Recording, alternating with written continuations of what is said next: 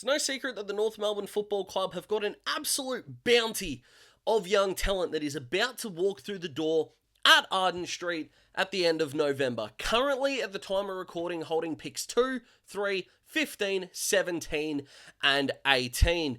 And what they do with those picks is going to be uber important. Whether you're an impatient North Melbourne fan waiting for that next wave of success following a pretty successful mid-2010s period with 2 preliminary finals and the 90s triumphs before that, or whether you're a pretty annoyed footy fan at the concessions, even though we can all kind of agree at this point that it's more of an AFL problem than North's, North did get their picks in a variety of ways. Pick 2 is because they finished second last. Pick 3 being the controversial Ben Mackay compensation.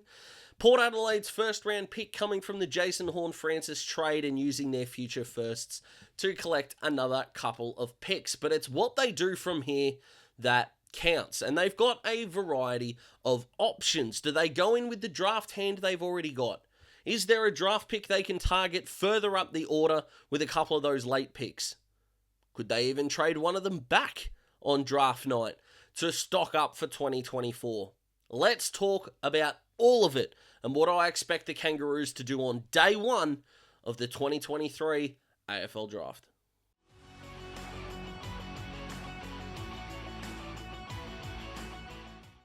So let's start with the least likely, and that is using one of those team picks between now and the time when they take that pick, is to trade back. Now, I would find it a little bit difficult to believe that a club with a pick in the 20s would all of a sudden want to jump in, because North aren't giving that up without at least getting a 2024 first round pick. And the kind of clubs that have got the picks in the 20s aren't really going to be looking at doing that and gambling on the fact of being a contender, aside from maybe a Carlton. But the question is then, why did Carlton sell pick 17 or whatever they had at the time, their first round pick, just to trade back into the draft? Is the guy they want really in jeopardy of going off the board? That seems a bit of a weird cat and mouse game. Now, of course, anything can happen on draft night, and saying something is impossible or definitely not going to happen is a little bit silly. Ask Sam McClure how that's going for him with the Harley Reid talk just quietly.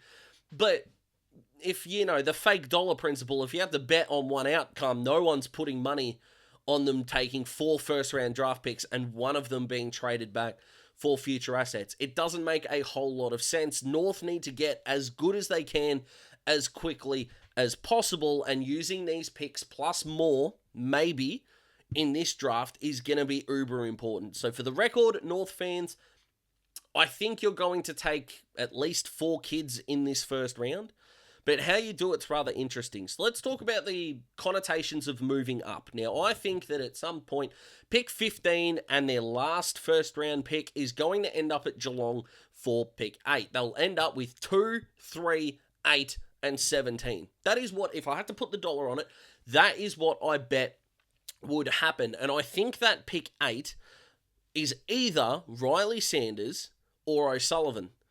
They either get the key back that they're looking for in O'Sullivan, or they get their favourite midfielder, it looks like, being Riley Sanders. Or Nate Caddy is a one that might be sliding under the radar, although I suspect if Melbourne do keep their pick 6, Nate Caddy is their guy. He just fits everything that they're doing at the moment, and as an undersized third forward, he would be able to develop alongside Van Rooyen and whichever of Tom McDonald, Ben Brown, or if they do want Matty Jefferson to come in, those 3 youngsters would grow together in a really, really cool way. So I think Sanders and O'Sullivan really makes sense. Now, what that means for picks 2 and 3 is rather interesting, because if you're going on talent alone, and I'm North, I'm taking Dersma and McKercher. Simply put, that's it for me. I could not buy any more Colby McKercher stock than I already am. There is a world where I see him being the best player in this draft in 5 years. Now, a lot has to go right, as it does with every player, but just from what I've seen, what I've witnessed, and what I've spoken with people that I love and trust, is that this kid is just fantastic. And I hope that that is the case. But are North taking raw talent? Nick Watson is one that a lot of North fans that I know and I talk to are one that they're really interested in. But what they do at 2 and 3 is largely dependent on the picks they have left. So let's say they move up to 8 and they want Sanders or O'Sullivan. Well, they're not going to take Curtin and McKercher. And they're also going to give away to the teams below them. Take out Gold Coast Academy picks, but you're looking at your Hawthorn, you're looking at your Melbourne, you're looking at your, I think GWS are in there as well. I think I might have, the Bulldogs. I would have forgotten the Bulldogs there, but I got there just in time. They're going to be giving away who they want and almost daring other clubs to take their guy. So, if they don't take Daniel Curtin, say they take McKercher and Dersma, or Dersma and Watson, whatever combination you want to put in this scenario, they're effectively telling the rest of the competition that at either pick 8 or they're one in the late teens, they are going to take a key position player. Now, in my mind, that is going to be a key defender, as one of those two picks would either have to be O'Sullivan, Ollie Murphy, or Ari Schoenmaker. It has to be one of those three. For structure and for common sense, it needs to be one of those. Yes, they signed, I think it was the Sandful centre-half back, and fingers crossed he does really well. But when you've got 4 first-round picks, my God, go get a tall. And defenders is where they're going to be at that point. Are they going to use that late teens pick to potentially reach a touch on Archer Reed? Unlikely, although I'd love them to do that. Head says no, heart says yes, and I'm not even a North fan. But 2 and 3, I mean, it is a gift, let's be honest. And all you got to do is pick the two that you want at your footy club the most. By no means am I suggesting a game of chicken or psychological warfare or anything like that. But it's how they need to go about this. I'm a Hawthorn fan, for those of you that don't know. And I would just about sell, let's go with the right testicle, to get Zane Dersma in the door. In terms of fit, in terms of talent, in terms of X factor, I want this kid. If North don't take him, I just hope there's a reason why. I would be shocked if they go the Curtin McKercher path.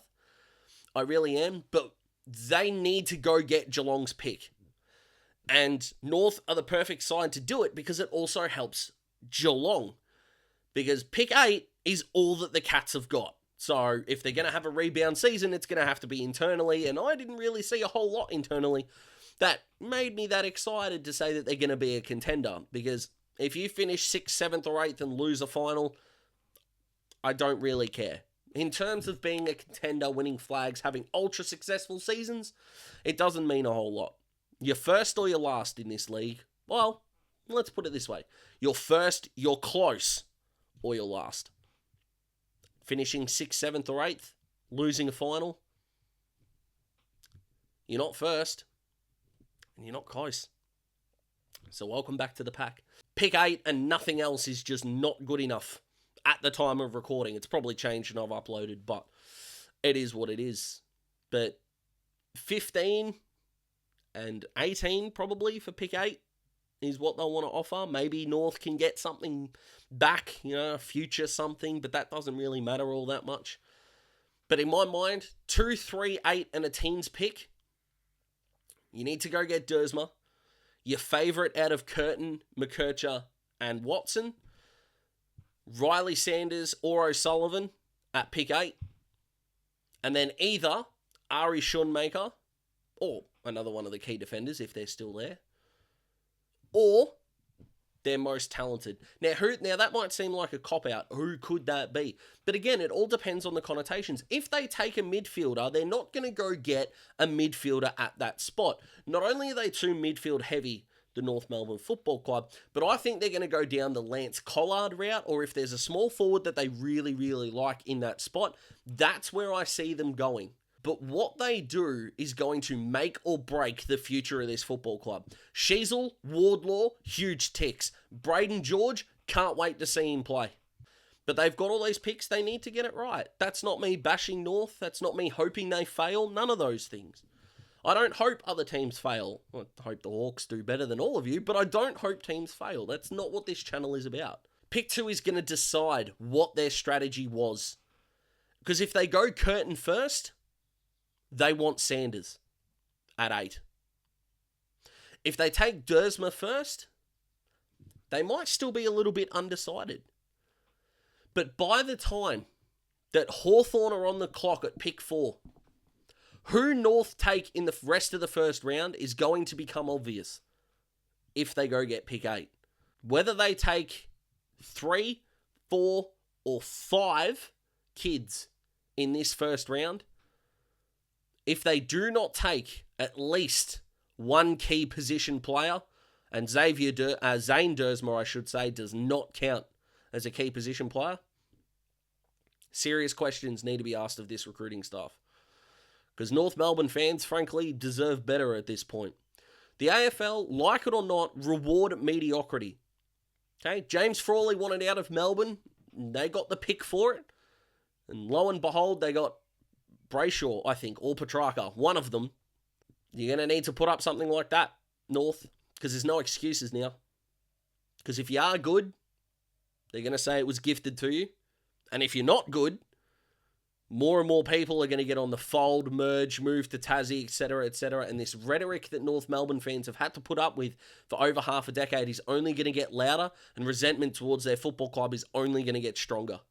And that's not what anyone wants, unless you really hate North Melbourne.